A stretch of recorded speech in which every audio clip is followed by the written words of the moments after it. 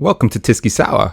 I want to start the show with a big thank you to our viewers and especially our donors. 2 weeks ago, we launched a campaign to make £25,000 so we could move studio.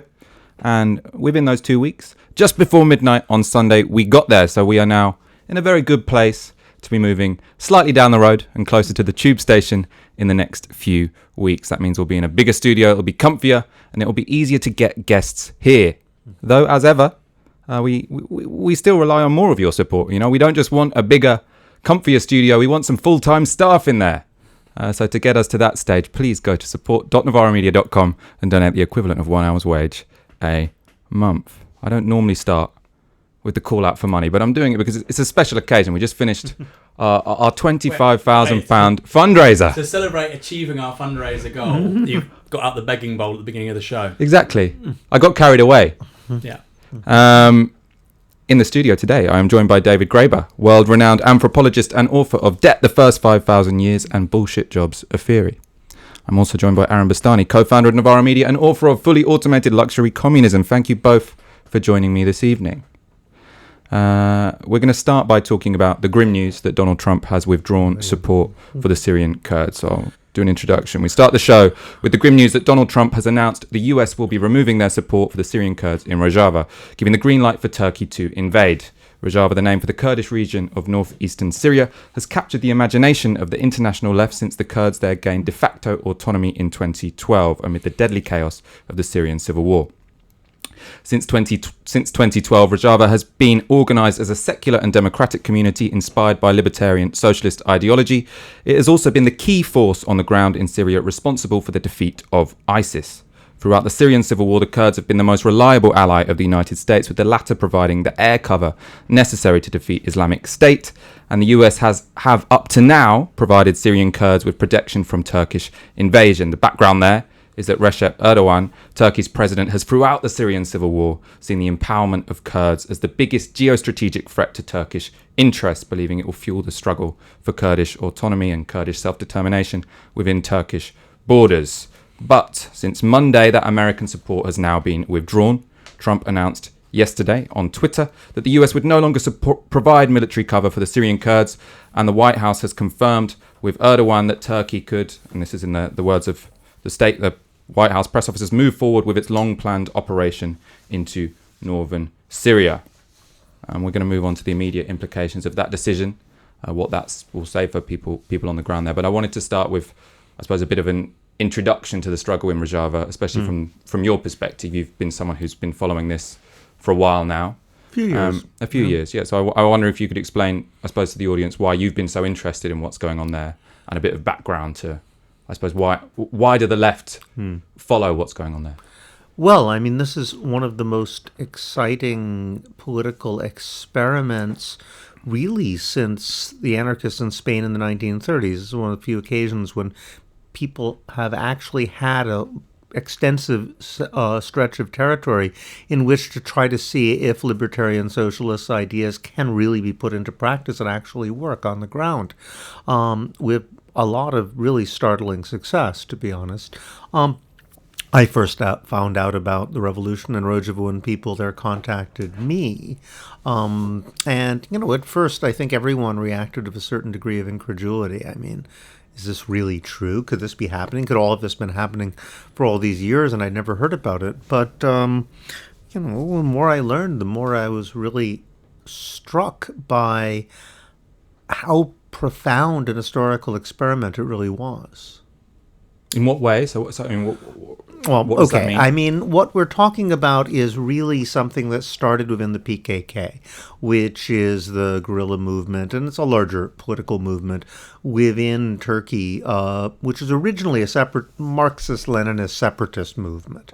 Over time, it has evolved, and often this is attributed almost exclusively to the personality of one person, or the head of the PKK, Abdullah Öcalan, although, in fact, a lot of what happened within the PKK was the result of internal struggle, especially women's struggle within the organization itself. What Öcalan has to be, his credit is that he was open to it, which for the most part, these sort of old patriarchal Marxist-Leninist types are not. And gradually over time, PKK transformed from a relatively traditional national liberation struggle was pushing for a separate Kurdish state, to something really different. A group whose major planks are social ecology, a lot of it inspired by Murray Bookchin. Although they have their own version of democratic confederalism that they've developed, partly based on their own experience, partly on Kurdish traditions, and partly based on anarchist theory. So you have social ecology, direct democracy, and women's liberation being sort of primary planks of a social struggle, which no longer actually desires a separate state at all. In fact, sees itself as in essential opposition to the very idea of a state. This is something which we haven't seen anything really like it happen in many years. I mean, there's the Zapatistas. This is the closest parallel one can think of. But even the Zapatistas don't really control a contiguous territory, whereas these people actually do. And there's been, I suppose, what could seem a somewhat bizarre or strange or unlikely alliance between this movement in Rojava, libertarian socialist, and the United States. So it was the combination of those two forces that was capable of defeating ISIS since 2014, and it is protection from the United States.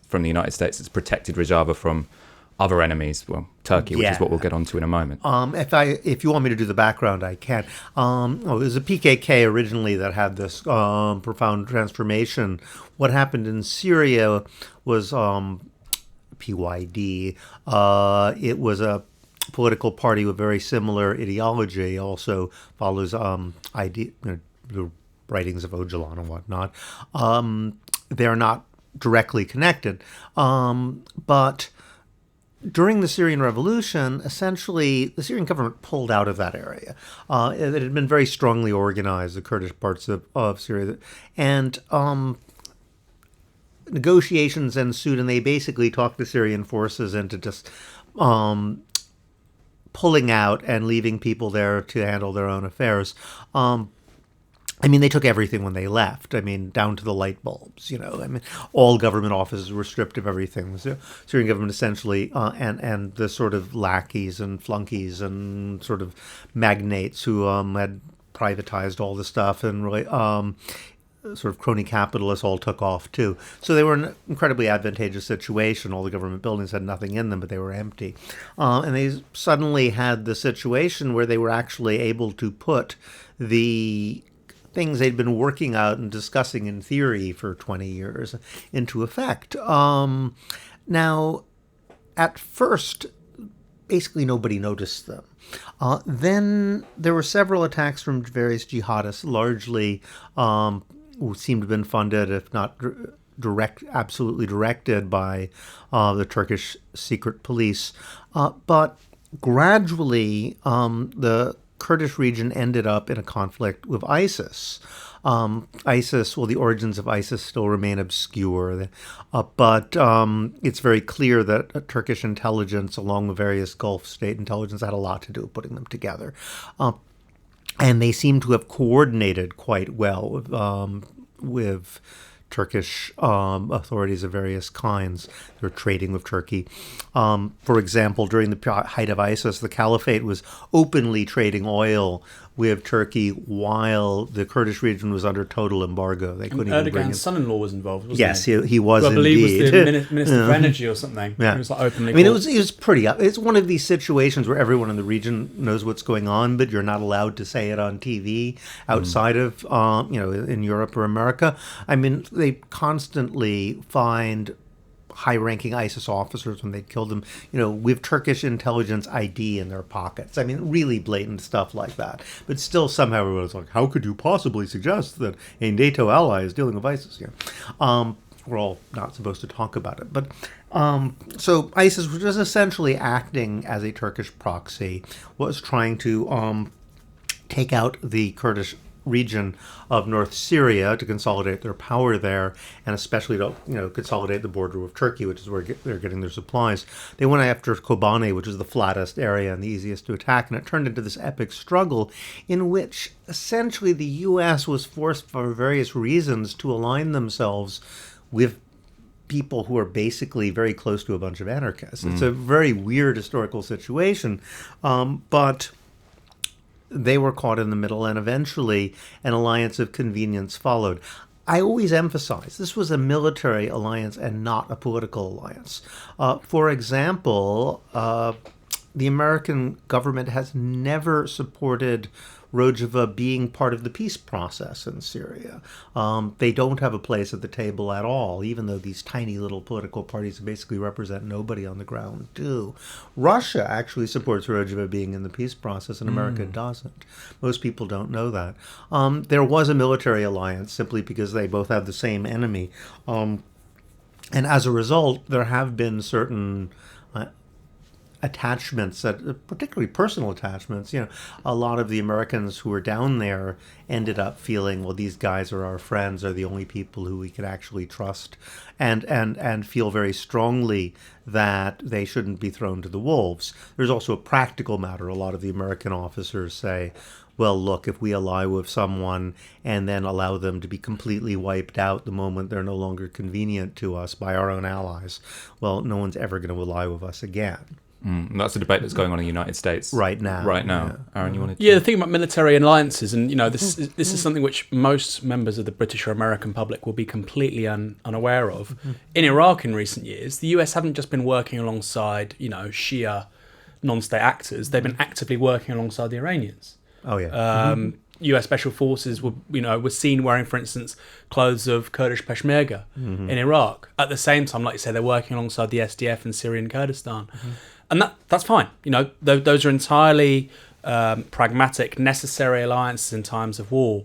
But it's incredibly odd, the lack of journalistic coverage it's had from someone like the BBC, just trying to give a decent, impartial overview of what's going on. Because that complexity, I think allows the audience, allows the general public to appreciate that any solution will necessarily have to also be sufficiently complex. There's no simple solution here. When you have a military alliance in Iraq, which includes Iran, the US, Kurdish, Iraqi Kurds, similarly, if you have something similar in de facto, you had the same thing in Syrian Kurdistan, let's be real. You've got Assad and the Russians and the Iranians on one side.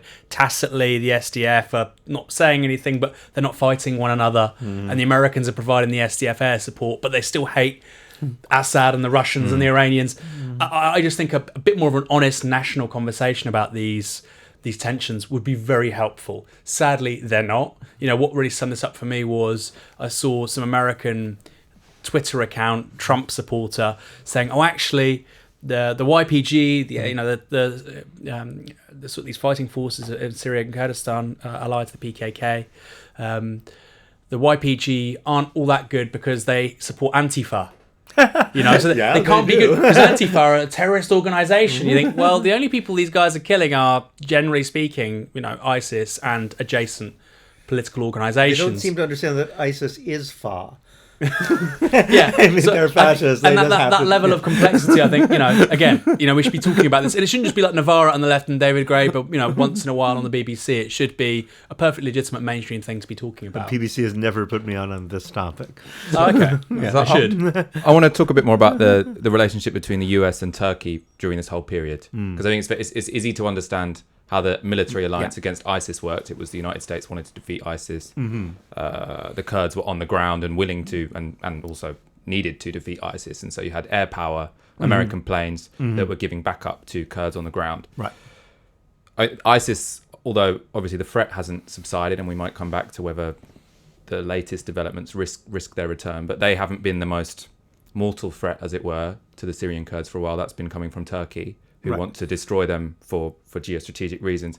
And it's been America, as far as I understand it, that has been protecting the Syrian Kurds from a Turkish invasion. This is actually a very fascinating story because, first of all, when we're talking about the Kurds, the Syrian Kurds at this point, some people collapse the Iraqi Kurds and the Syrian Kurds into the same thing, which is absurd. But even saying the Syrian Kurds at this point isn't exactly accurate, because what you have is the Democratic Confederation of North Syria. Like, the SDF is now mainly Arab. It's minority Kurd in the military forces now. Yeah, and what they have is a model which has actually been quite appealing. When last time I was there, about a year and a half ago, they said one of their big problems is what to do with former ISIS people who want to join. Can I ask a question then? Can I ask a question? So if it's now minority Kurd, to what extent can this accurately be called a national liberation struggle then? Or is it not? Well, they see it as a Syrian national liberation struggle. They very much see what they're doing as in the context of Syria. Part of there's no sort of broader conversation about a united Kurdistan. I always thought it was confederalism within the context of broader Kurdistan. It is. It's both. I mean, what they want to do is promote the confederal model within Iraq, within Syria, within Turkey, hopefully Iran, as a long-term goal. And in that context, they can also confederate across borders in various social, cultural, so forth ways. But the ultimate idea is not to challenge the national borders, and to accomplish the goal, they have to actually operate on in the national field. So the democratization of Syria is actually their primary goal. So they don't want to secede from Syria? No, not at all. No, any more than the PKK want to secede from Turkey anymore. But in a way that makes them an even greater threat, because losing your territory is a threat, but having your entire system of government challenged is a lot more of one. They become a revolutionary organization which wants to essentially democratize Turkish society, or democratize Syrian society in a deep, very profound and fundamental way. Interesting. And so, but I mean, the reason that Turkey is so keen to, I suppose, destroy this movement is because of its association with Kurdish liberation, right? Even if it's not because the Turkish Kurds actually want to secede from Turkey, it's that they want to have a bigger, say, democratized Turkey, and that's a threat to Erdogan. Yes, and it's also a political threat. I mean, Erdogan is essentially a fascist. He's right-wing populist, if you want to use that kind of language, tied with various Islamist factions, and these guys are his ultimate enemy. It's not just that; they're mostly Kurds. The HDP, which is the party that's originally came out of the Kurdish movement, did a very successful bid to rally much broader left-wing support, uniting with everyone from other religious minorities to gay and lesbian groups to labor unions. Thus getting themselves over the 20% mark into parliament, which was essentially created so as to ensure that Kurdish-based parties could never be in parliament. And it was at that point that Erdogan sort of broke his ceasefire with the PKK and started the war again, when it became a credible left-wing threat in the country itself. And so let's talk about the most recent developments, right? So the reason that Rojava has been somewhat insulated from Turkish aggression up to now is because they've had air cover, I think, from the United States. They've had air cover alliance from the U.S. They've had basically human shields. American troops are there. They don't do a lot of combat, but a lot of them are just simply sitting there so that if Turkey invades, they would have to kill Americans, which they know they can't do without creating a huge scandal. Interestingly enough, the Rojava sort of diplomatic people were trying their best to sort of balance sides against each other. So originally, they essentially had American human shields in the eastern part of Rojava. There's the Afrin, which is this isolated western canton, which they had been trying somehow to unite with the rest. That one was allied with Russia. So there were Russian human shields and observation posts, they were called, on the border there. And the Russians basically screwed them. This is actually really important because a lot of people say, well, they chose their allies. They could have allied with Russia and the Syrian government. Instead, they aligned with America. Now they, I hear that a lot. Yeah, right. It's not true. They tried their best to make an alliance with both and to play them off against each other. The Russians were the ones who stabbed them in the back first. The Americans are doing it now, which I found a little surprising. I thought the Russians would have more of a sense of sort of feudal honor, and more to prove about sticking with their allies. But no, they pulled the Russian observers out right before the Turkish invasion. And was that because of a Russian-Turkish deal involving... There must have been some like kind that. of deal. Well, we don't know. But it was also the Russians who apparently blocked the deal that the Afrin authorities were trying to negotiate with the Syrian government. The Syrian government came in and originally said, okay, we'll send in the Syrian army, and that way Turkey can't invade without starting an international war, but only on condition you give us political and interior security control. And of course, Afrin was like, no, you can't bring the secret police back. We'd literally rather die. But they said, all right, how about this? We'll have joint external security, and we keep internal security in our hands. The Syrian envoy said, okay, we'll take that back to Damascus and see what they said. It looked like, they didn't reject it out of hand, but apparently Iran and Russia nuked it. They're the ones who, Iran has their own Kurdish minority and really didn't want to set a precedent. Russia presumably were concerned about ethnic minorities too. I'm not quite sure what their motivation was, but they're the ones who wouldn't allow it, and that's why Afrin essentially was thrown to the wolves. Yeah, I mean, that makes sense because the most logical thing here is the national self-interest of Assad. Not to let another country occupy a piece of his own country. Yeah, it's entirely in his rational self-interest. But on the other hand, the Iranians have sunk billions of dollars, not just militarily, but also in propping up the Syrian currency. Yeah. So, I mean, that makes sense. And also with the Russians, one of the crucial pillars of Russian domestic security policy, which bleeds into foreign policy, is basically the non-recognition of new nation states with Muslim majorities. Yeah. That's generally... Because you let that... you let that out of the box, and obviously on their southern border, Chechnya, that's not going to stop, and Dagestan and Ossetia, etc., etc. So that makes sense. So let's go to two questions, I suppose. Why have the United States withdrawn their support now, and what will the consequences be? Well, I think that essentially Erdogan was pushing and pushing and pushing, and he knew that America's fairly inconstant. Eventually, Trump has a tendency to listen to whoever the last person he talked on the phone with was. There's been endless negotiation going on. I'm not privy to the details of what was going on with the negotiations between the North Syria Democratic Confederation and the Assad regime. They were trying desperately to make some kind of arrangement. Their ultimate political goals, as I say, are to create a model for how Syria could operate and resolve the war. So it was entirely within their interest to do so. And you have to bear in mind that this is a movement that, to do this, to talk to the Syrian regime is really painful for them. When I was there, whenever you mention the regime, they would be, no, absolutely no, we cannot bring those guys back. Half of the PYD's original leadership are either dead or still in prison in Assad. No one knows. These guys have all had experience being tortured or brutalized, or fleeing in terror. The prospect of being so, they really don't like to have to do this. On the other hand, they have every intention of remaining within Syria. So I don't know what was going on with those negotiations. What seems to have happened was that Erdogan was demanding some sort of zone, called it a safe zone, which is about as hypocritical a term as you could possibly imagine, considering it's essentially an ethnic cleansing zone. What he wanted was to take about 5 miles along the kilometer, clear it out of its actual inhabitants, and put in supplanted refugees that he no longer wanted to keep in Turkey.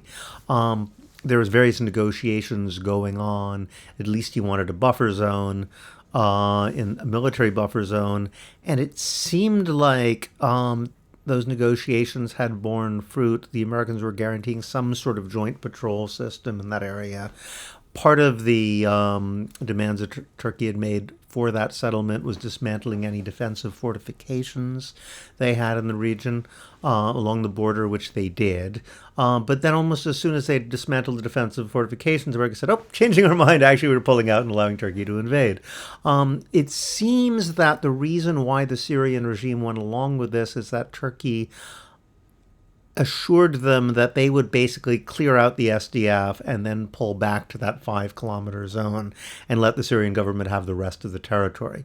Whether they will really do that is very dubious. If you look at what they're doing in Afrin, they're basically annexing the territory. They've set up schools to teach Turkish. They've ethnically cleansed most of the Kurdish inhabitants. They're teaching Turkish. They're teaching in Turkish. Syrian territory. Yes, well, legally Syrian territory. Yeah, yes. That's crazy. And NATO members doing that. A NATO member is doing so you this. think about the analog here is like Crimea and Ukraine, right? Oh yes, it's so like, much more blatant than Crimea. That's crazy. Sort of like Russification of what's meant to be Ukrainian sovereign territory. Right. Well, they already spoke Russian in Crimea, didn't they? But the claim is you've got you had various minorities which like Tatars and so on, right? And they were going to be Russified, which basically this is what you're talking about with Afrin. Except the numbers are in reverse. Crimea was about 95% Russia, whereas Afrin was about 95% Kurdish, and now it's no longer majority Kurdish. They've actually driven out most of the population. So what? It's now there's being Turkish settlers going there. Not just Turkish. This is very interesting, and this is why they're being allowed to do this. What essentially they have done is they've driven out the indigenous population, and they've brought in refugees. And essentially, a lot of them are Arabs from other parts of Syria, but they're basically the families of jihadis and hardcore Islamist militia people. What they've essentially said, we don't know how explicitly, but basically the message they've sent to Europe is, if you let us invade this territory, we'll take all those guys who you really don't want coming to Europe, and we'll resettle them there. So this is why this is a NATO power. This is a NATO army. I mean, their tanks are supplied by Germany. Their planes are supplied by the U.S. and the UK. It's the second best funded army in NATO, right? It is. I It's believe. the second largest and the second best funded. And the thing I always point out is it's not just, we sold them this stuff. We can't, be responsible for what they do with it. Modern weaponry needs to be maintained constantly. If you have a jet under combat conditions, you need to have it checked and fixed up, and replacement parts supplied pretty much every 2 or 3 days. That's repair and maintenance is not being done by Turks. That's being done by Italians, French people, Germans, British people, Americans, contractors. So this is a NATO army. This is essentially an imperialist army which has a military advantage which was entirely due to European and American support. Because, you have to bear in mind, the Turkish army is a mess. Half their good officers are still in jail since the coup. They have very little command control. They can't really use them reliably. Whenever they actually have a fair fight with another force which is equally well armed, they always lose. And they always will, because they have very little combat experience, and they're fighting guys who've got nothing but combat experience. Can you explain something to me then? Yes. Because obviously, Turkey is a NATO army. A lot of its hardware is coming from NATO members. Yeah. So what's this relationship it has with Russia, whereby it buys pretty expensive kit from the Russians? Because it's starting to do so. It seems to have a foot in both camps, so to speak. Well, they're successfully playing the game that the people in Rojava tried to do, of balancing each off against each other. But it turned out that the Kurdish enclave in Syria was not strategically important enough to be able to get away with it, whereas Turkey is.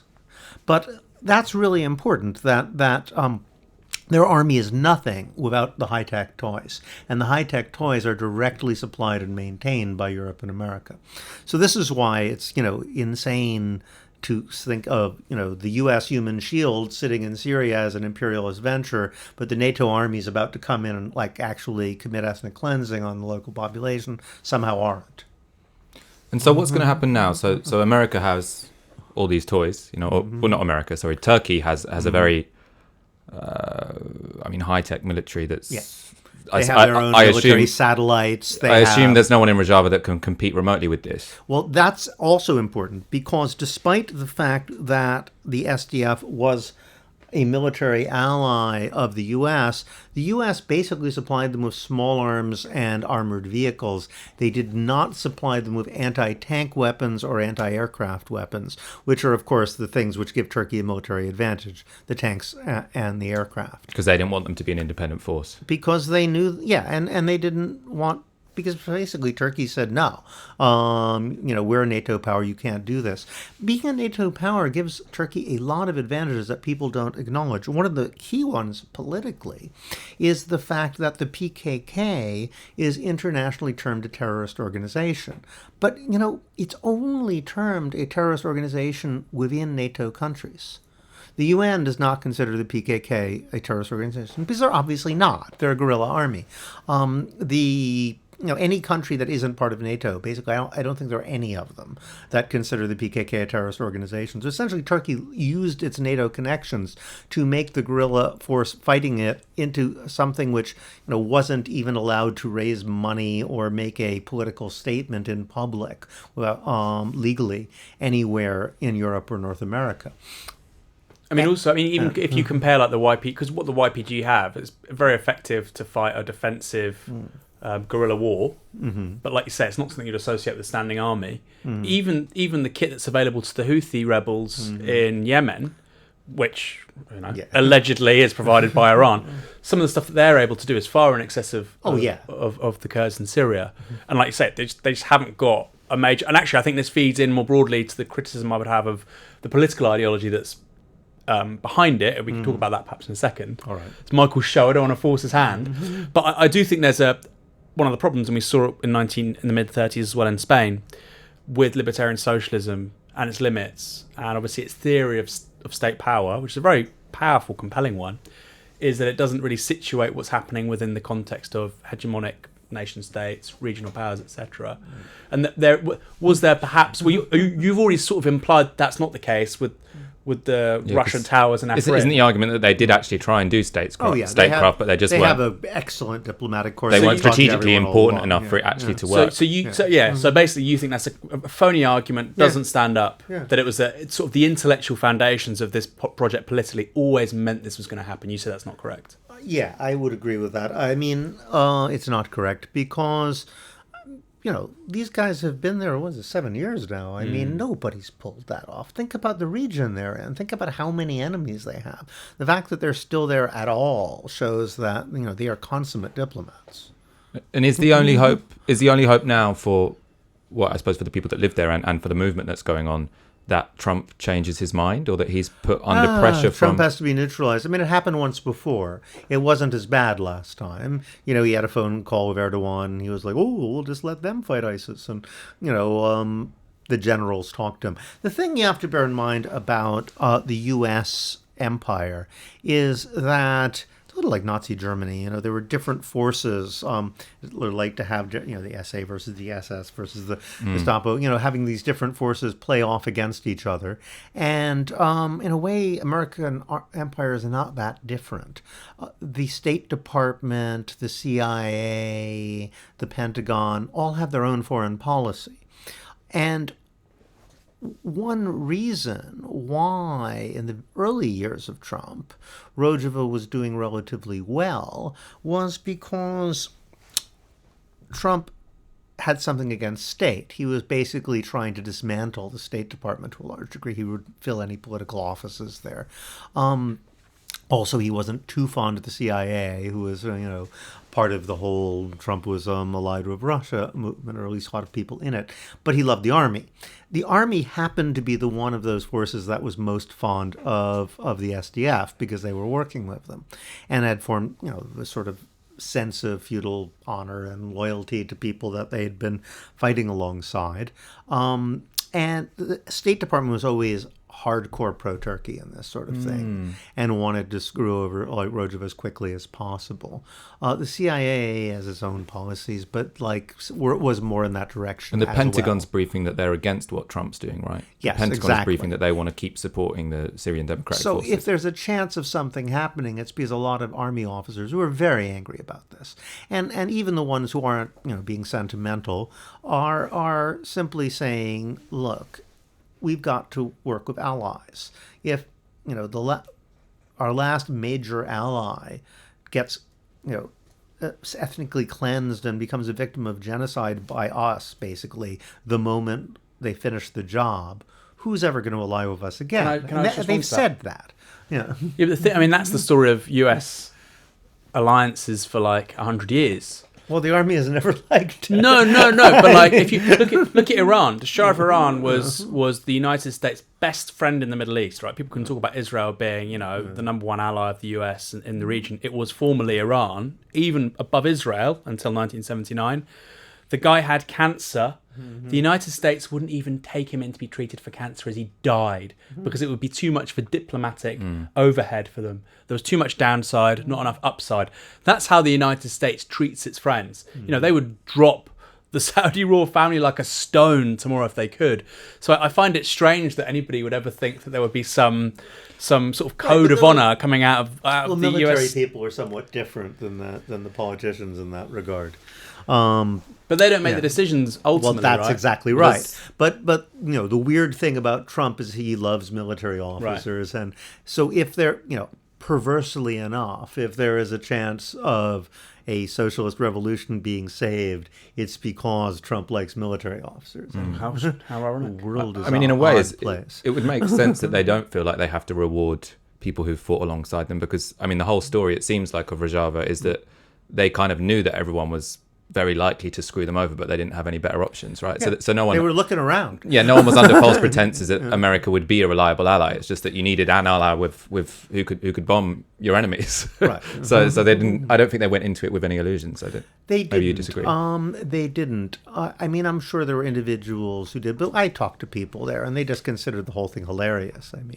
They're these lifelong anti-imperialists. They're like, well, I guess we're working with the Americans now. See how long that lasts. What I think a lot of them are worried about at the moment is the attitude of Europe. And this is actually an interesting thing.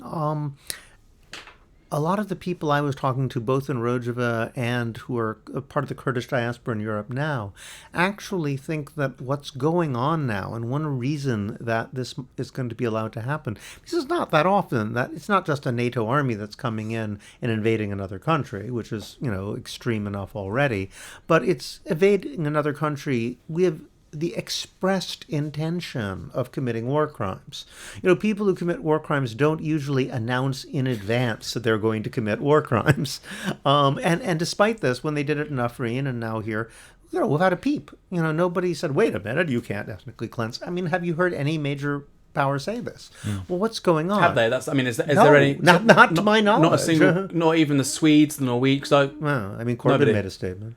Corbyn made a statement, but no sort of European head of state. I'm sure there must be some. Occasionally, Merkel has said, "Oh, isn't this outrageous?" But while supplying them with tanks. Right. There has been very little principled opposition because they just all pretend like, oh, well, we'll have to wait for the Amnesty International report to make sure that the numbers he actually did do what he said he would do.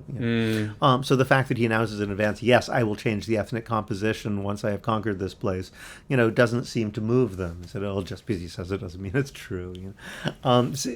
Seems to be the attitude. And one reason why this seems to be happening is, as I say, Erdogan keeps pointing out, I've got all these refugees that you really don't want in Europe.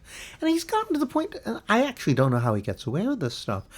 He actually openly threatens European civilians all the time. There was one speech where he actually said, if you continue to do something he didn't like, Europeans will not be safe to walk the streets. And because he'll release all the terrorists and all of ISIS into Europe. Yeah.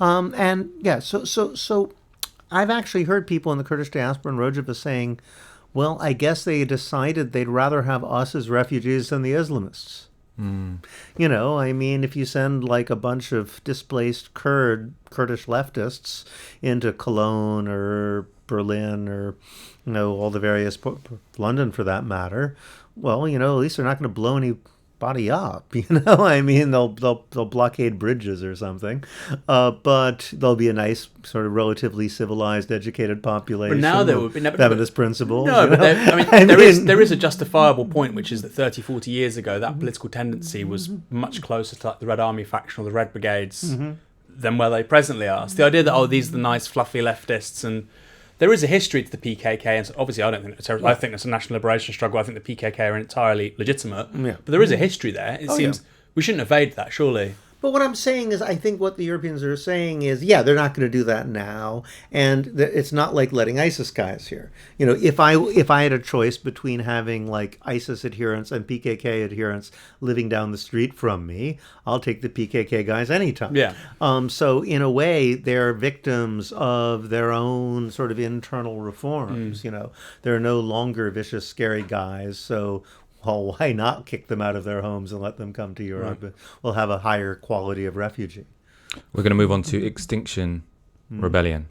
If you have any questions about what's going on in Rojava, save them for the end. We take audience questions at the end of the show, yeah. Okay. But first of all, actually, before we go on to Extinction Rebellion, you are watching Tiski Sour. You're watching Novara Media. As you know, this is only possible because of your kind support. You demonstrated that very well over the last 2 weeks. And now we go back to our usual request, which is the equivalent of 1 hour's wage a month, so we can continue working around the clock, hopefully get some full-time people soon. So please go to support.novaramedia.com, like this video, keep your comments coming, share it on Twitter, share it on Facebook. This week is the start of Extinction Rebellion's Autumn Rebellion, or Autumn Uprising. So I suppose that started yesterday. We're blocking Lambeth and Westminster bridges, occupying Whitehall, lots of people with tents up. It all went better than there was a bit of a botched effort last week to spray red paint on the Treasury, and they sort of lost control of the hose. It was all very funny. But what's happened since then has been much more functional. So I want to start with a discussion of I think probably their most controversial and newsworthy action from yesterday, which was their occupation of Smithfield Market. I don't think we're going to watch a video, but you'll see some images of that coming up. So I wanted to know what you guys thought about that tactic of occupying Smithfield Market and filling it with vegetable stalls. It was, I suppose, it was somewhat controversial because people thought it got in the way of the livelihoods of traders, etc. So it was seen as not having class analysis. But at the same time, we do need to stop eating so much meat. I mean, you go first. Yeah. So the thing, here we go. The video's up now. The thing is, agricultural processes, how we feed ourselves as a planet, 7.5 billion people, all the milk, cheese, meat we consume. Already we're living over the planet's biocapacity. We basically consume the resource of 1.6 planets. That's with potentially demand for all this stuff doubling in the next 35 years, because partially of population increase by about 2.5 billion, but also because the global south, justifiably, want to eat the kind of diet that we have in the global north. But the point is, we can't do that. The planet literally can't do that. And so we clearly need to change consumption patterns around food. And I think where the left is kind of lagging, I don't think that's particularly good action personally, but I can understand the importance of making that statement politically, because everybody talks about hydrocarbons, we need to decarbonise by 2030. Nobody really talks about how much water, land is being used in meat production, how much, the relationship between agribusiness, agri-entrepreneurs, quote unquote, agricultural elites in Brazil and what's going on in the Amazon, that kind of thing. So I think that's a lacuna on the debate, which hopefully at least this will elevate to a point. But given all that, you still don't think it was a good action? You think that the downsides override the No, upsides? I don't. But look, personally, I think it could have been more propositional.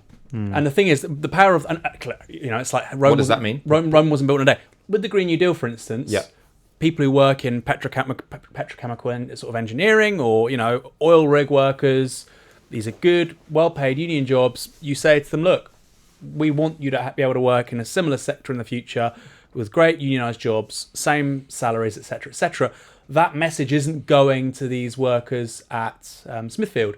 Now, what would the message? You can trade vegetables instead of meat would be. Well, this is it. It's very easy to point to hydrocarbons and big oil and say you're scumbags. You've got all these oligarchs. It's very, very, by virtue of the fixed capital required to get this stuff out of the ground and to get gas and oil to distribute it to millions of people.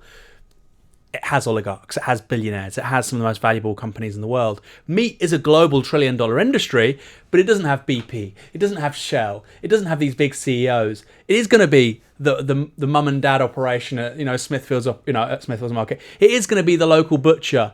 These will be the people that could potentially be put out of a business. One sec. If we do change consumption habits to the level we have to, and so I partially sympathise with them, because, for instance, I don't think abattoirs should exist. I think the way that we kill animals for modern meat is outrageous. It's disgusting. It's unethical. but also it's part of a wider system which is destroying the planet. And somebody say, well, these are good jobs. Well, being a bailiff's a good fucking job. It pays your wages. You could be a unionised bailiff. We still shouldn't have them, you know. So being a mercenary is a quote-unquote good job. You probably get quite a lot of money for it. So, you know, we have to have a conversation on the left about how do we address this issue of meat consumption. Clearly, it has to be massively reduced. How do we do that? In two ways, which are really important. Firstly, by not telling the Global South they don't, they shouldn't have, they don't deserve the quality of life that we expect and anticipate in the Global North. Secondly, how can we speak to workers in the Global North as well who would be adversely affected by any transition away from contemporary animal agricultural practices? I'm kind of sympathetic to the whole, because I think actually it's the analogy with hydrocarbons is much closer than you make it out to be, because there's the same thing with when it comes to, you know, the airlines or the people who were getting the oil out of the ground. And there was a big critique of Extinction Rebellion at the beginning that they didn't go after the people who were financing fossil fuel extraction. They went after consumption, or they went to the middle of the city. But I actually think it proved to be a more effective tactic, because it's by going on a bridge that you get huge public engagement, huge public awareness of what you're doing. Whereas if you go to after the business, then it's only the BP staff that notice. I know, I'm going to, because this is naughty of me it's to the come same back with meat, to, right? Which they could have gone to the abattoir, but if they'd gone to the abattoir, no one would have noticed. They had to go to Smithfield. I wasn't suggesting that. I'm suggesting there is no similar enemy. So James Meadway put this very well. You know, in contemporary politics, in this era of populism, you need an enemy. You know, these are the bad people over here. What we're seeing right now in Mike Ashley and Jeremy Corbyn, for instance. It's much easier to do that with oil, right? Because literally some of the world's largest companies by market capitalization are fossil fuel companies. It's much easier. Somebody said in the comments, Monsanto. Firstly, Monsanto isn't really that big compared to some of these companies. Secondly, it's not... Doesn't do meat, does it? It doesn't do meat. Just genetically modified seeds. Right. So, you know, it's a very different political terrain. And also it's more of an ethical terrain, right? There is also the issue of animal rights and suffering, unnecessary suffering, which is less, not entirely missing, but less of an issue when it comes to fossil fuels. David, we've given you a lot of time now to... Go on. We've gone on there. We've gone on there. What do you think about the Extinction Rebellion's sort of latest iteration? And especially sort of coming onto that occupying of Smithfield's meat market. Well, when it comes to things like meat, I mean, I'm a little hesitant about the danger of making consumer practice the primary focus, because it's you have to fight against the stream, because that's essentially what everyone wants you to do. There's a sort of neoliberal environmentalism, Macronism, if you like, which essentially is willing to save the earth, but is only willing to do it on the backs of the poor. And if you give those guys any opening, they will pursue it, because that's where all the weight is going to go. So you don't want to back that up. You want to swim against that current as much as you can, because the current's going to be there whether you like it or not. And the political implications of too much of a focus on consumerism are disturbing, to say the least, unless you have a very explicit sort of libertarian, socialist, anti-state perspective. I've heard people talk about rationing, for example. You know, the need to actually talk seriously about rationing of meat, of consumer goods, of energy, so forth and so on, with remarkably little reflection on how that would be democratized, if indeed it would. So where have you heard that? Where is that a dominant strain in Extinction Rebellion? I don't think it's a dominant strain, but I think it's a kind of a default instinct that people will fall back on if you don't have a counter discourse, if you don't have an alternative proposal. That's where it'll go. And I've heard Extinction Rebellion people say, well, maybe you're right, you know, because they don't have a strong discourse about why that would be objectionable. I mean, I've been trying to come up with my own ideas. I'm involved in this because I'm involved with the Extinction Rebellion Brain Trust. I don't know if you know about this. I didn't know about that, no. Yeah, they asked some of us to put together a group of heterodox economists who's who could come up with a model for how it would be feasible to get to carbon neutrality by 2025. And it's partly just to show that it could be done, and it's partly to give the citizens' assemblies, they want to convene something to work with. And there's a lot of different ways you could do it. So the citizens' assemblies would still have something to do. But one of the things that we noticed quite early on is that, there's a huge pressure to sort of turn this into another version of austerity, which I think would be disastrous. People have had enough of, oh no, for the sake of your grandchildren, you all have to stop making do of less and you all have to suffer. I mean, they've been told this for 10, 20 years, and it's never true. And in fact, the result was like life for their grandchildren is likely to be even worse. So people are, not only skeptical of this, they have every reason to be skeptical of it. Some sort of centralized authority giving them this yet again round of sacrifice logic. However, it's not clear how much of that sacrifice would really be necessary. Sure, travel, meat, we'd have to cut down on that a little. But it's also true that, if you look at the major contributors to increased energy use, which is indeed increasing all the time, what I call bullshit jobs is actually a really big one. Bitcoin mining. Yeah, if 35% of people are just sitting there doing nothing all day, think about all the energy that takes. Think about all the buildings, what it takes to keep those buildings heated and supplied. At the same time, and this is something nobody talks about, I like to compliment bullshit jobs with batshit construction projects. I mean, it's amazing how much unnecessary building is going on in the world. If you look at material throughput, as Jason Hickel likes to put it, I'm working on something with him on this topic. The total amount of stuff that's being produced every year keeps going up, and often quite dramatically. Economists are quite confused by this because it shouldn't be happening. Economic growth rates in rich countries are not very high, and they keep arguing that the economy is shifting to service and information economy, so the amount of material things should be going down. But it's not. And if you look at why this is happening, it turns out it's all infrastructure. There's enormous amounts of investment in new housing developments, new office blocks, airports. I mean, it's sort of like China was doing it, to do catch up for a while. India was doing it. But, once they filled up, they just kept going. So what are you defining as just because often on Novara Media we talk about how we need a strong socialist state to be investing in new housing and investing in quite a lot of new infrastructure. Well, there's stuff that people actually need, but this is not actually going to... I mean, there are airports. There's like quite a number of airports that have been built now that no plane has ever landed on. In the United Kingdom? No. But in Spain, that's happening. In East Asia, that's happening a lot. To give an example, and actually this is another element in the argument. I can't do the whole thing, but I've been trying to construct this kind of 18th Brumaire analysis of what are the major dynamic sectors of capital right now and what sort of political tendencies are they supporting. And the conclusion I made is that, it's my initial conclusion, is that essentially you have two formations. You have finance, which is kind of allied to the professional managerial classes and the interests those represent. And those guys are the neoliberals. They're willing to save the planet, but only on the backs of the poor. And then you have not only the extractive industries, which we all know about, but construction and real estate. In a way, I think that the election in America between Hillary Clinton and Donald Trump represented the divorce of finance and real estate, who before 2008 had made this kind of devil's alliance, fell apart again.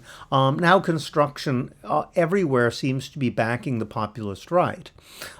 Trump himself is a construction real estate guy. But if you look at it, Putin's party, he was really founded by Mayor Lushkov in Russia, who was famous for putting up these giant blocks of office towers. And there was, before they had any idea what to put in them. And then they have to make up the bullshit jobs. Modi's doing this kind of thing all over India. Erdogan is doing this kind of thing all over Turkey. Ahmadinejad. The Shard locally, right, in London, the sort of vacancy rates in the Shard were just astronomical. The Qataris built it basically as an asset, which they project over 30 years would give them certain amounts of revenues, certain amounts of prestige with the British government. But they didn't really, and even now occupancy is quite low. I'm not quite sure what it is, but occupancy was very, very low for a very long time. So the model for that was the Twin Towers. It took them about 30 years to fill it up. Wow. Yeah. It only just really got to fill it when it blew up. God. Yeah. I want to know your opinion on the one thing that I suppose on left Twitter is the most debated element, I think, of Extinction Rebellion, as someone who has sort of written about street movements for years and years, their relationship to the police. Oh, yeah. Well, I mean, what they did worked the first time around.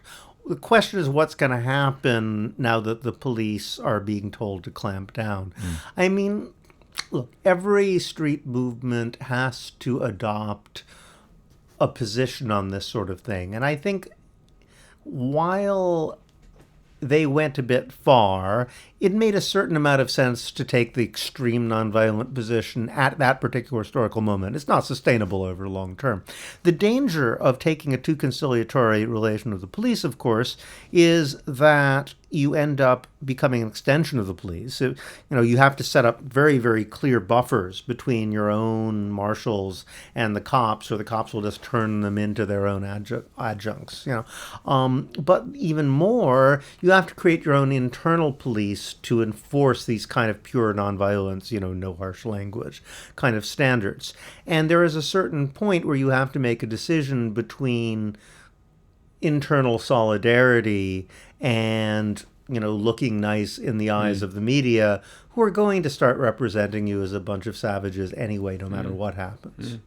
It's interesting that point, like seeing a distinction between internal solidarity or being conciliatory towards the police, because I suppose what they'd argue is that actually the majority of people within that movement, or the vast majority of people within that movement, want to take a conciliatory attitude, and so they're just enforcing basically the majority opinion. And if someone goes there and shouts "fuck the police," the majority of people will be like, no, that's not how we do things. What's unsustainable about it, I suppose, is the question. Because for me, it seems like it's still working quite well. Yes, what's unsustainable is when the police decide it's unsustainable. The police, how the police feel about you is kind of irrelevant, unless you're really talking endgame, and they send in the army to kill people, and they have to decide whether they're going to do it or not. But, until it gets to that point, the police just do what they're told. So their personal attitudes is really irrelevant. The question is, when they decide to crack down, what do you do? Which they will do once they perceive you as a sufficient threat. Actually, people in Extinction Rebellion expected the cops were going to come down a lot heavier than they did this time around. The cops were pursuing a kind of a clever approach. You know what they've been doing? They've been basically going straight after the bathrooms. They've been going after toilet facilities and food facilities, so as to make it extremely difficult. Took me a while difficult. to understand what you meant, but I thought they were arresting people in the bathrooms. No, but you're saying they go They're after arresting the bathrooms themselves. Yeah. Because that makes it unsustainable to stay in that place for a long period of time. Right. So they're being more oppressive, but they're doing it in a relatively clever and indirect fashion. How long that will be the case, that's a very interesting question. I mean, if you're talking about the basic strategy of nonviolent direct action, there's three factors. There's the media coverage. There's, whoever is giving the police the orders and what strategy the police take, and then there's your own tactics. What the police themselves feel, as I say, doesn't really matter until they order really violent repression. And that's always the end game. When you win, it's when they send people to shoot you, and the guys they send to shoot you don't do it. But that's pretty far in the future in this case. So what are the immediate problems? Because that's obviously, things aren't going to escalate like that in the foreseeable future. Right. The immediate problem is image. They're fighting a battle of images. Because, for example, in America, Gandhian tactics just don't work. Because in order for... the idea of a Gandhian tactics is you make it clear that you're going to be totally nonviolent no matter what happens. And then people get to witness just how vicious the state will be to suppress people who clearly would never hurt anybody. And that creates a kind of a moral crisis, and it brings out the essentially repressive nature of the state. That's the basic idea. That only works if the media reports it that way. A problem you have in the U.S., for example, is the U.S. media simply... They can talk about rogue cops. They can even talk about a small group of cops as engaged in violent activity. But nothing done by, say, 100 cops under order could possibly be violent or ever be described as such. The best they could possibly do if cops are just openly torturing people in the street, as they did during the old growth forest protests, where they were just rubbing pepper sprays in the eyes of people in lockdown. The most they could do is have a kind of point counterpoint. Nonviolent activists are being tortured. Is that okay? Well, on the left, someone who says, no. On the right. Is the counterpoint not to that, though, that because of social media, etc., not only could you put the police in moral crisis, but you could put the mainstream media in moral crisis if there are people on Twitter or on Facebook seeing that there's an incredibly peaceful group of protesters who are getting tortured by the police in the street. That's the interesting thing, and that might be a good practical demonstration of whether social media has become as hegemonic as some people seem to think. If people are getting most of their information from social media, the question is how much of that information they're getting from social media is news information that's recycled through social media, and how much of it is actually coming from independent sources. It would be interesting to see whether we can get to the point that we can get beyond the sort of news spin of BBC and Murdoch. But at this point, the media seems to be playing along with the nonviolent angle. I mean, it's an interesting historical moment, perhaps due to the nature of the issue, the nature of the protests. I haven't seen it in a very long time that we've seen such a massive movement, both acting nonviolently and actually portrayed as being nonviolent. I mean, I find the way the BBC reports on this stuff just bizarre. I was watching a report on Hong Kong protests yesterday, and they were talking about violent protesters. And you think they're dealing with the Chinese state apparatus, or an adjunct to the Chinese state apparatus. Like what China does in Tibet, what it does in, Xinjiang is like really, really violent. These people are like, throwing smoke bombs back at the cops. And it's just... You've got tanky lefties on Twitter doing the same, though. What's that? Doing what? Tanky lefties sort of saying it's the Hong Kong protesters that are the violent ones. I'm sure there's some bad people there or whatever, but I mean, so forth, ultimately, Hong Kong right now is an outlier in terms of the respect given towards civil liberties, etc. In a way that it's not true in China. Although it's also true. This is an interesting thing about China.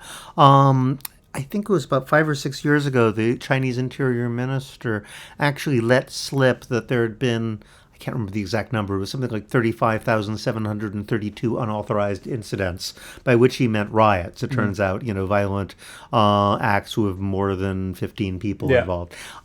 That's insane. I mean, it shows something about China, not only that they had that many, but that they had people tabulating them all. Oh, no. We talked about it at great length in previous years. There was a real hot period, about 2010 to 2015, like you say, of riots, of strikes, Chinese models of repression just are very unfamiliar to us because they don't follow the same logic we're used to. Certain things you can get away with that you just couldn't possibly get away with in other places, and other things they just come down like a ton of bricks immediately. I remember actually, it's stuck in my head because I'd actually landed at Beijing airport and I'd flown through China I was in a tour in East Asia at the time. And I just remember just how incredibly efficient it was. They would come at exactly the right moment. Everything was perfectly timed. And I got back to America, and, if the plane was only 20 minutes late, they seemed proud of themselves. There were missed connections. Everything was a disaster. Total chaos all the time. And I was like, so what's going on? Are they just, more efficient? Is this a rising power and we're a declining power? And then I read a little article in the newspaper that said, Chinese airline passengers riot, destroy computers over missed connection. Wow. And I said, I see, we're sheep. I mean, they just don't take things lying down. There is a tradition. They were just sitting there smashing one computer every hour until they had proper accommodation. And this is considered totally normal in China. Consumer power. Yeah. All right. Red guards. Final story, and then we'll briefly go to questions. This is Jeremy Corbyn and Mike Ashley's flame war. I didn't tell you we were going to be talking about this, so don't worry if you don't. I don't know anything have a hot take about Jeremy Corbyn and Mike Ashley's flame war. But this weekend, Jeremy Corbyn tweeted a video of him talking to a group of disgruntled Newcastle United fans, where he explicitly called out Newcastle United owner Mike Ashley. That's the owner of Sports Direct. Hopefully, we can get that video up now. I've 27 years, 2 season tickets, and I've given up because my money is going directly into his pocket. It is not going towards the betterment of my football club. For me, it's advertising hoardings for Sports Direct, nothing more. The identity's been completely lost, and I think as a group of fans we'd probably agree that we want our identity back. If Newcastle United does badly, my fellow citizens do badly. A small group of people are ruining our national game. Billionaire football owners like Mike Ashley, who runs Newcastle United Football Club. I've been meeting Newcastle fans who are trying to take back control of their club. Football is more than just a game. It's more than just a club.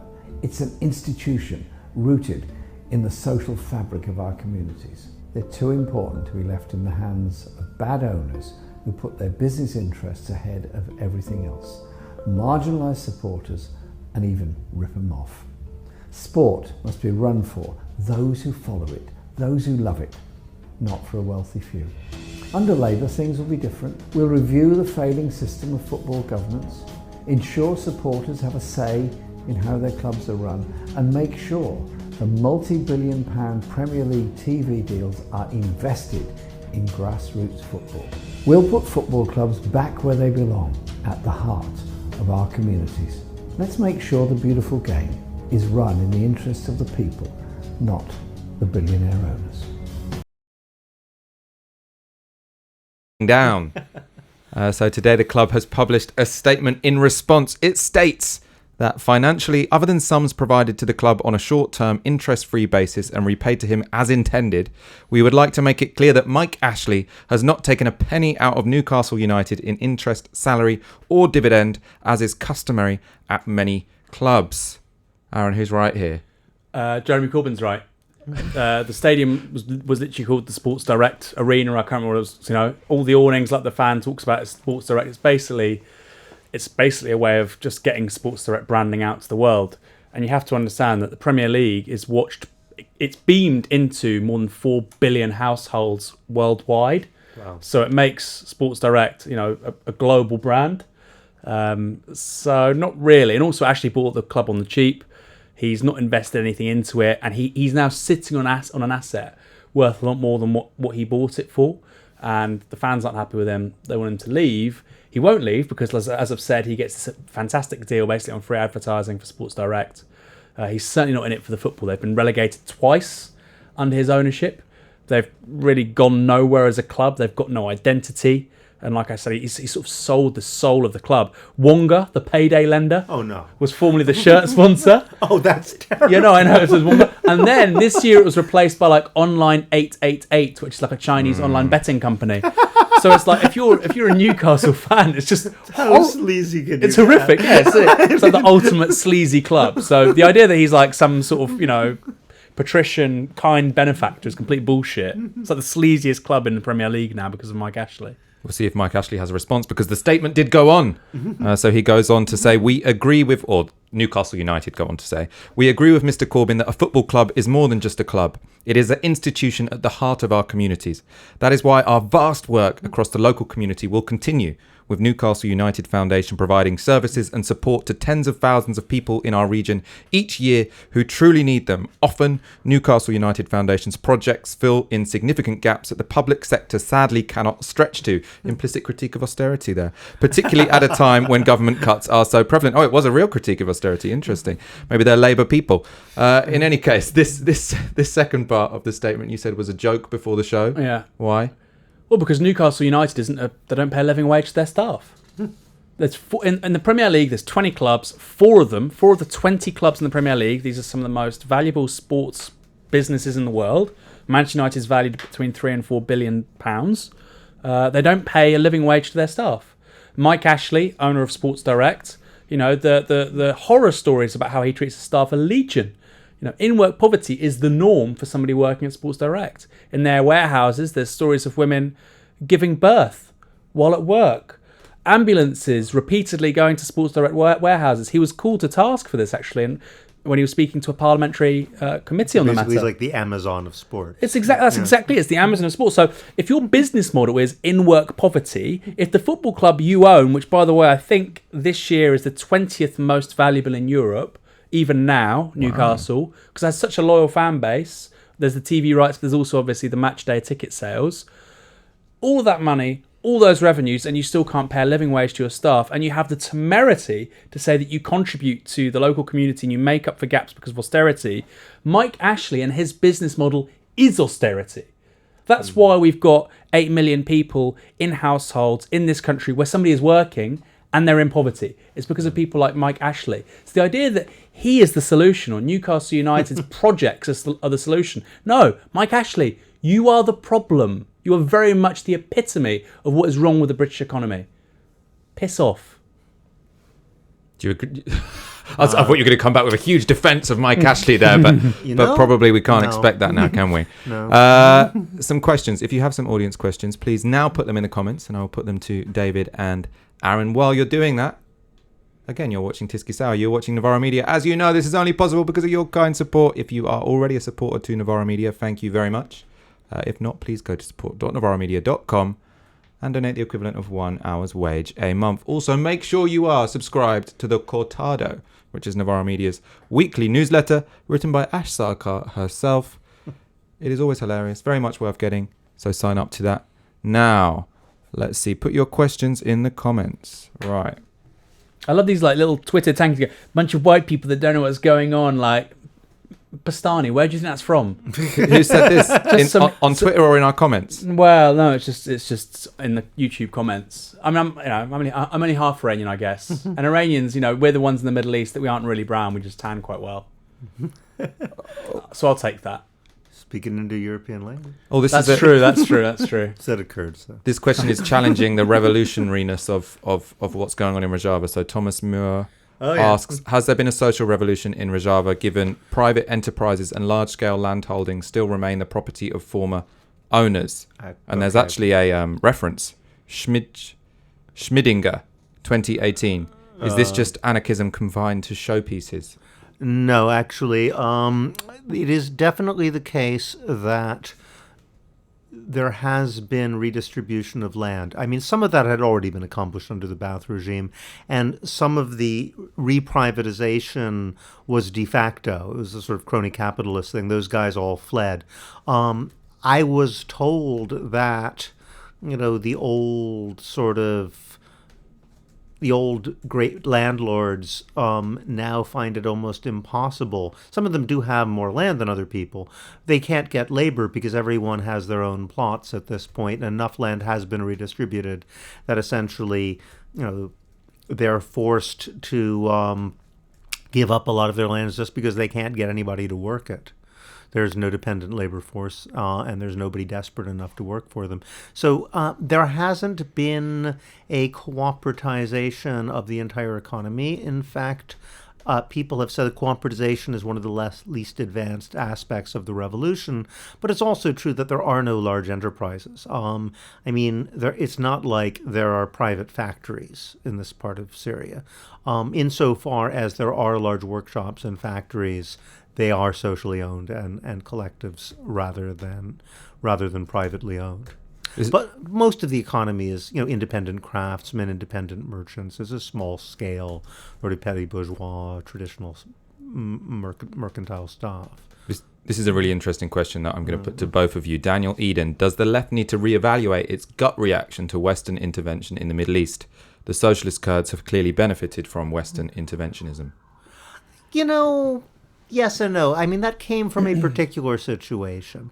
I don't think that anybody wants the U.S. military to remain in the Middle East. I certainly don't. I don't know any Kurdish people in the region or within the Kurdish movement who say, yeah, we want the Americans to stay. I mean, maybe they want them to stay 6 months to a year. But what people really want is to be able to get anti-air and anti-tank weapons to defend themselves, and then they don't need those guys around. As it happens, there's a play of imperial forces going on, and the Americans at this point, it's a declining power. They're just one of many forces. There's Russia, there's Iran, there's the Gulf states who all have their own sort of separate foreign policy initiatives going on. You have Turkey. Israel's doing various things. There are any number of different imperial and semi-imperial powers pursuing different agendas, and NATO being one of them. Now, it would be nice if all of them clear out. There might be certain occasions when, owing to the play of forces, one of those imperial powers, which actually is the one which comes from most far away and least obviously belongs in the region, might happen to play a role saving a socialist revolution. But that idea that validates their being there in the first place, I don't agree at all.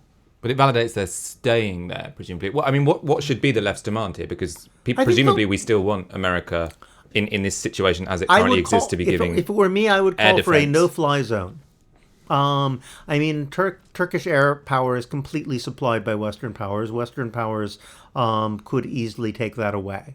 If they declared a no-fly zone over Rojava and allowed the SDF to acquire anti-tank and anti-air weapons to defend themselves, I don't think that any American troops would be helpful at all. And if there is a no-fly zone over Rojava, so one demand that I suppose the left was quite resistant to was the idea of a no-fly zone across the whole of Syria. Well, that's because it would be an imperial violation of the sovereignty of the Syrian government. I don't think the Syrian government would necessarily mind the imposition of a no-fly zone against people not from Syria coming in. Aaron? Yeah, it's a really strange one, isn't it? But at the same time, David's right. We're already selling weapons to one side. So the idea that non-intervention should just mean, the non-intervention of military forces. I mean, it obviously has to be expanded as well to what economic support are you giving to one side, what military support, logistical support. For instance, in the Yemen war, we're doing precisely that with the Saudis. So, yeah, we don't have boots on the ground. We probably do, to be honest. We don't have regular armed forces on the ground. But we're still very much involved in that conflict. Personally speaking, I would never want to see British armed forces anywhere in the Middle East whatsoever.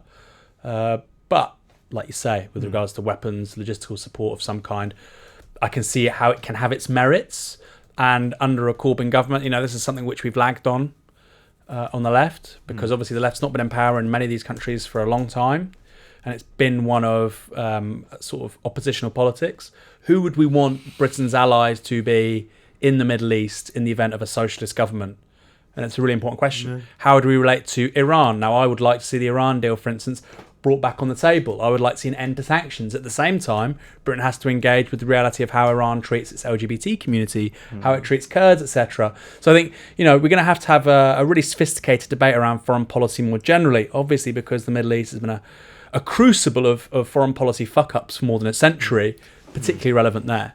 If you look at what's going on in the Middle East, one of the things that really strikes me is that the way European racism toward the Middle East operates it's a little counterintuitive. I think if you look at the alignment you have with the Turkish army, essentially for foot soldiers, they're not using Turkish troops. They're using Arab jihadis. They're using, often supposedly former ISIS guys, former Al-Qaeda guys.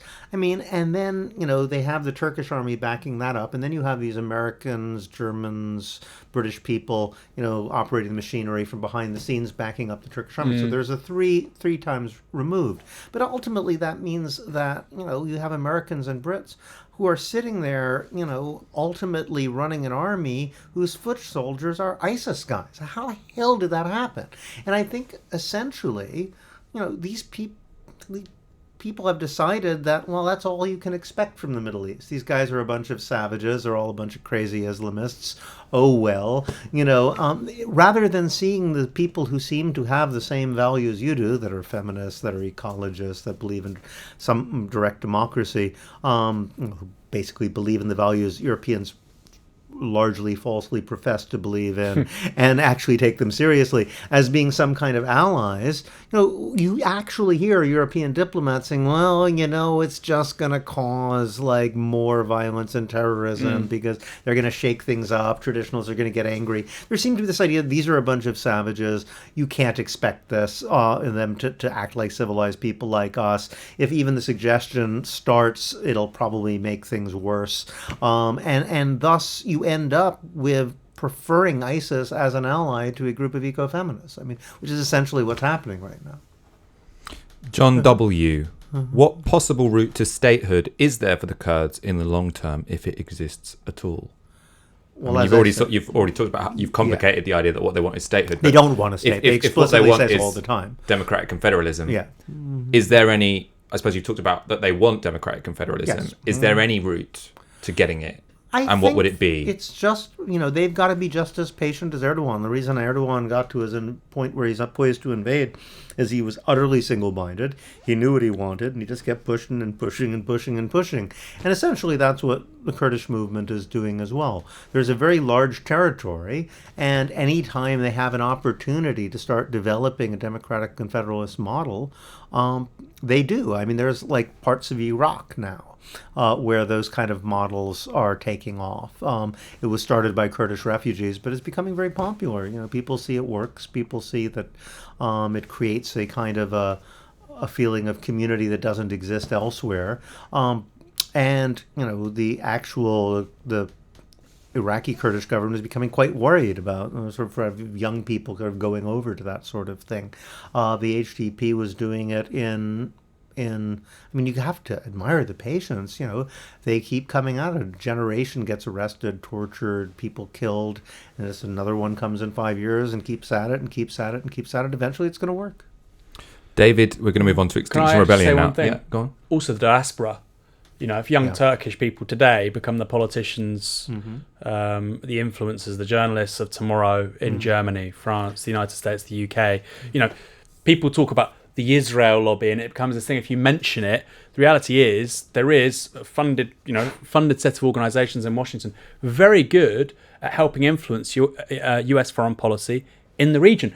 Nothing wrong with that. That's what you should try and do as a nation state. So I suppose it's a bit about Kurdish agency. It's also about, how do you shape the policy decisions of countries in the global north? Kurdistan is not going to find any allies in the Middle East for the reasons that David's talked about, because 4 countries are affected by any potential, insurgent sort of separatist sentiment. However, it could be very different if you have, if a Labour government has 4 or 5 Kurdish MPs and they have a powerful caucus in Parliament, and there are powerful Kurdish business people and a powerful Kurdish lobby in terms of shaping British foreign policy. That's where you could probably see something change. And the idea of democratic confederalism also, one of the most interesting things I've seen is that a lot of people involved in the Kurdish movement have been talking to people in other movements and saying, well, have you thought about this as a solution to problems which seem intractable otherwise? For example, there's starting to be a lot of Palestinians and people on either side of the Israeli-Palestinian line saying, well, we've talked about 2-state, we've talked about 1 state. Democratic confederalism might actually work as a way of resolving some of this stuff. That's, to be honest, Palestine's an example of where you have got a very effective external lobbying movement for that nation state. And to be honest, it's been a limited strategy, because when you, I suppose they're just they're up against overwhelming force. And they're up against actually a movement that's doing a similar thing even more effectively, with a state helping it as well, right? And has been doing it for a lot longer. Palestinians are simply a more recent diaspora. There's a question about Extinction Rebellion. David P4F Newcastle. Hello. But it's not about Newcastle. What's the point of Extinction Rebellion now that Labour have backed a Green New Deal? Well, there's one thing to back it, and there's another thing to actually do something about it. And Extinction Rebellion isn't just saying we want Labour to endorse this and win the election. They want to change the entire political discourse so that nobody can avoid it. Even if the Tories end up there, they will be forced to do something. Aaron? Yeah, that's entirely right. You need to just refashion the political common sense around the issue so that it's not. We don't want climate change to be a part of the political issue. Obviously, I want Labour to implement the Green New Deal, but it should just be the default for every political party. If you don't do it, you're unelectable, and that's what exile's for. Yeah, my argument's always the same. So whenever you go, it's interesting actually. You're talking about the consumer choice. What the right wing shock jocks are always trying to do is say these people want you to have no meat, no cars, no food, no holidays by 2025, and they sort of construe the stuff in their, have they got a manifesto or in their statement of principles on the website or whatever. And I always say, look, I think the solution to climate change is Labour's Green New Deal, because I'm often going on there defending Labour policy. But the reason I have so much respect for Extinction Rebellion and what why I support what they do, even though I don't necessarily subscribe to all of the demands, is because they have been remarkably effective at putting this issue onto the top of the agenda and making sure that when people vote at the next election, they will keep climate change in their minds. So I don't think you need to see Labour's Green New Deal and Extinction Rebellion in conflict with one another. Not at all. Which, to be honest, neither did the Labour leadership, because John McDonnell had a big section in his Labour conference speech where he sort of got everyone to give a round of applause to Extinction Rebellion and the climate movement, because he said they made the space for us to and that is deliver these the dramatic strategy. policies. I mean, we have to bear. I'm an anarchist, right? I'm not someone who's going to join a political party. But the reason I respect the people who are now guiding the direction of the Labour Party, people like John McDonnell, is because they don't want to co-opt the extra parliamentary left. They understand that the only way we're ever going to get anywhere is between a synergy with people working within the system and people working outside it. So having something like Extinction Rebellion is exactly what they want. Aaron, I want to. So we get a question on each section. Where did I find this question? Oh, I've lost it. But anyway, someone asked, will the Premier League still be able to get decent players if Jeremy Corbyn's plans for football come into place? Well, depends which club you ask. They're not getting decent players in anyway. There are 4 or 5. That's a bit of a cop-out, isn't it? No, there are 4. There are 4 or 5 clubs which basically, first of all, which hoover up all the good. Yeah, First of all, the success of the Premier League is arguably to the active detriment to the rest of professional football in the country. Right? We have 4 professional leagues in this country. The Premier League is just one of them. There's a great book out there by a guy called Adrian Tenpenny. I hope I said his name correctly. About and the sun also shines. Maybe somebody can find it in the comments. And he was at Hillsborough in the 80s, and he talks about basically the Premier League as a cultural vehicle for neoliberalism. Really? From the early 1990s. Amazing book. Makes sense. Basically the rest of the game's really suffered as a result. You look at the collapse recently of Bury, Bolton went into administration, Portsmouth went into administration. You've got all these local clubs. What's interesting is a lot of them are in Brexit voting areas, which is why I think as a politics, this could be a really interesting way of sort of pivoting a lot of people who are right now very ambivalent about Labour at best towards a more socialist kind of political disposition. It's very smart going after that. Yeah, I mean, in terms of the Premier League, I personally think it would be a socialist fan ownership vision of football would mean that there's a far greater emphasis on youth development. So you'd have more clubs being like Ajax, for instance. Ajax, by the way, last year, and Ajax have essentially something resembling fan ownership, even though they also have some of their equities listed on the stock market. They emphasise good young players. They got to the Champions League semi-finals last year. Bayern Munich, effectively all the clubs in Germany, apart from a few, are fan-owned, 50+1. That's my understanding. Yeah, Bayern Munich, one of the most successful clubs in Europe. Similar with Borussia Dortmund, one of the most successful clubs in Europe. You know, Bayern Munich, I think, apart from Liverpool and Man City, will beat any English team very easily. So I don't think the idea that, if you have these proposals, you would necessarily have inferior teams. Barcelona, Real Madrid, Ajax, Bayern Munich. All of these have an element of fan ownership. So I don't think it would mean, less quality football, no.